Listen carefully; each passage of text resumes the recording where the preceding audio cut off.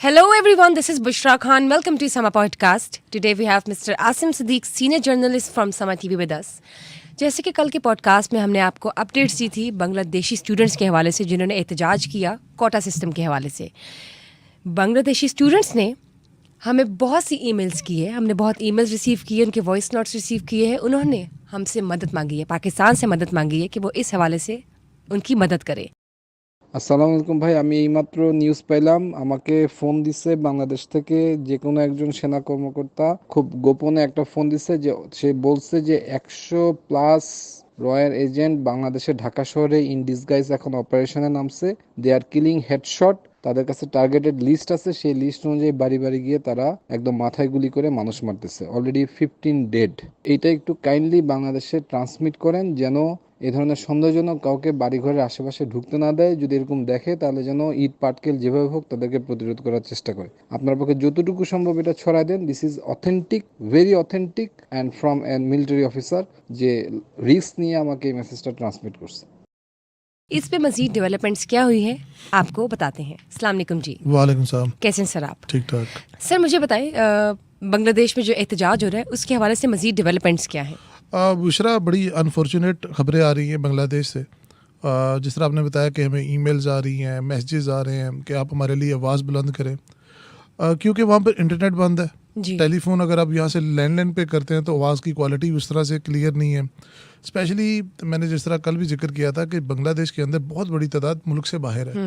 वो बहुत हमें अप्रोच किया उन्होंने हमारे पॉडकास्ट के बाद कि आप हमारे लिए मज़ीद आवाज़ उठाएं और वहाँ जो गवर्नमेंट है उसको कहें कि एटलीस्ट इंटरनेट को फ्री करें so that people can communicate और एक सेफ्टी का पता चल सके। हालात अभी इस वक्त वहाँ पर ये है कि तकरीबन 200 के करीब अमवात हो चुकी है। और कल आपने 40 के हवाले से अपडेट दी थी। बिल्कुल 40। रात गए तक 110 की खबर थी। फिर कुछ जेल ब्रेक्स हुई हैं। जिन स्टूडेंट्स को पुलिस और उनकी आर्मी उठा के ले गई थी, जेलों में बंद किया था, उनको छुड़वाने के लिए स्टूडेंट्स के जो यूनियंस थी उन्होंने हमला किया जेलों के ऊपर और स्टूडेंट्स को भी फ्री करवाया और जो बाकी के जो क्रिमिनल्स थे वो भी उनके साथ भाग गए। इसी सिलसिले में अराउंड 27 स्टूडेंट्स को स्ट्रेट फायर मार दिया गया। ये कल रात को इंसिडेंट हुआ। फिर उसके बाद इतलात आ रही थी कि they will rush towards the airports.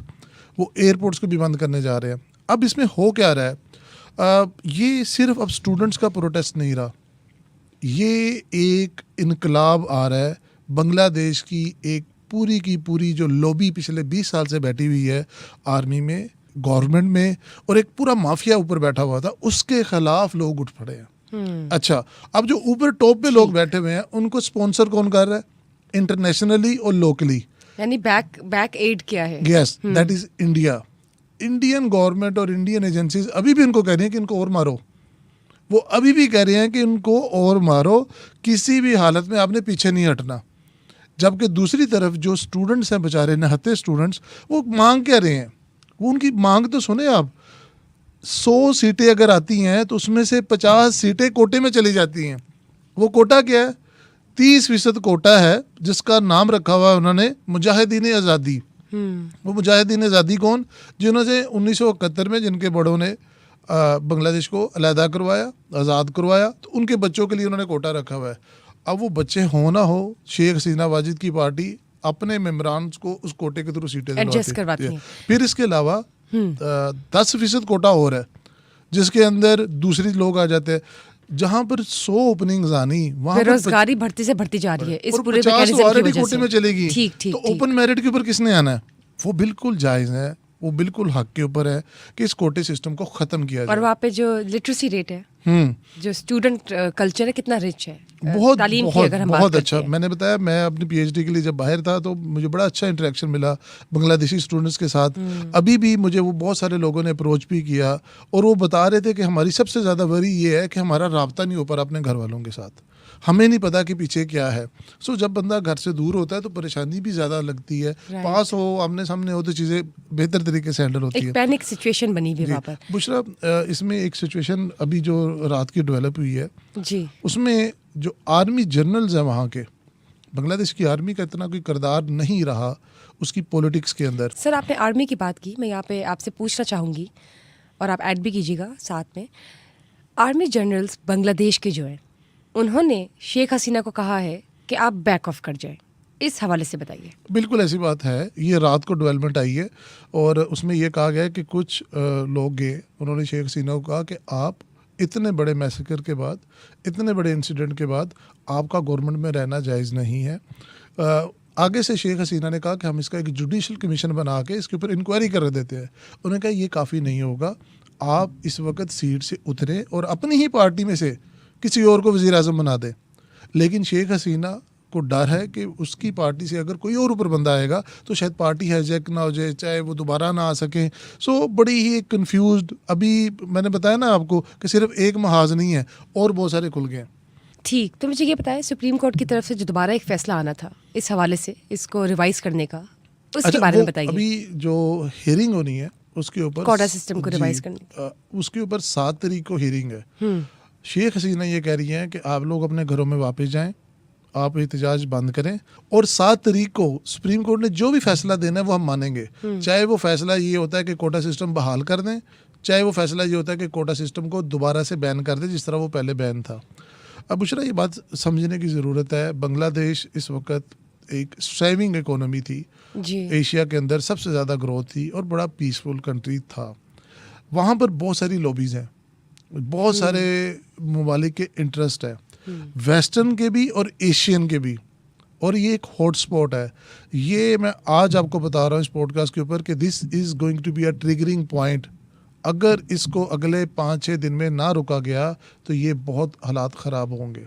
और 7 अगस्त तक तो मेरे ख्याल से वहाँ पे कोई बांग्लादेशी स्टूडेंट जो है वो वेट नहीं करेगा। ऐसे ही है, क्योंकि कर्फ्यू लगा हुआ है, फ़ोन बंद है, इंटरनेट बंद है, और अभी लेटेस्ट इतला दी है कि लाइट जो इलेक्ट्रिसिटी है वो भी बंद की जा रही है काफ़ी जगहों की। आपके नज़दीक की जो सारी सिचुएशन इस वक्त है, क्योटिक सिचुएशन, इसके रिजॉल्व होने के कितने चांसेस हैं?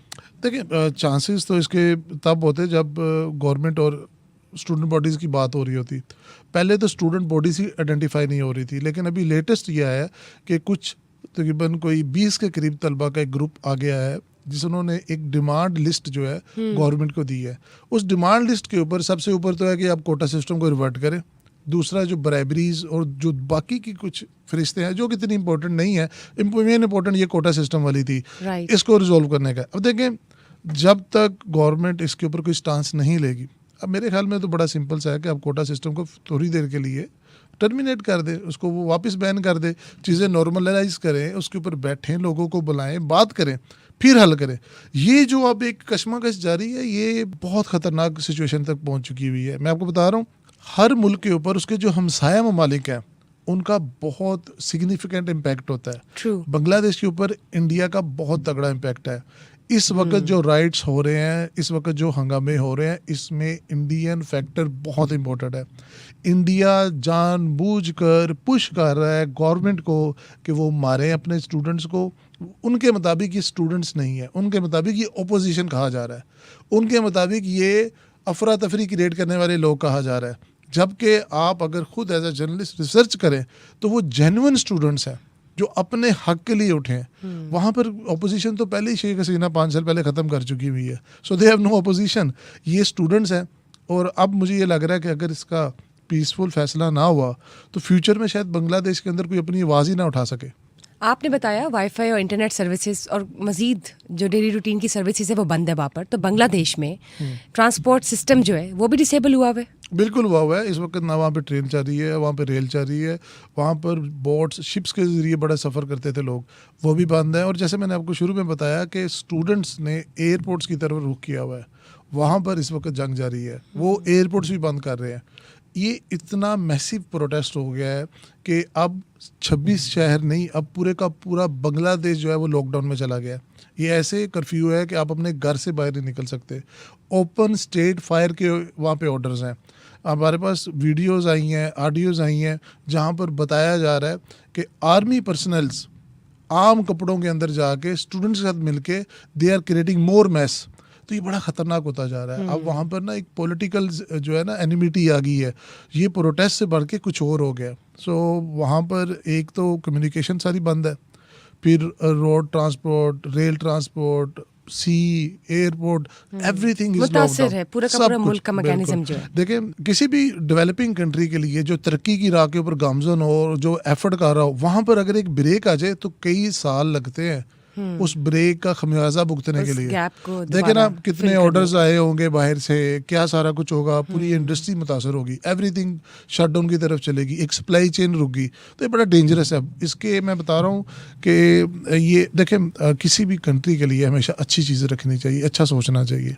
ये इसके बहुत नेगेटिव इम्पैक्ट होगा बांग्लादेश की इकोनॉमी के ऊपर, उसके सोशल, मॉरल और जितने भी बाकी की वैल्यूज़ हैं उन सब के ऊपर।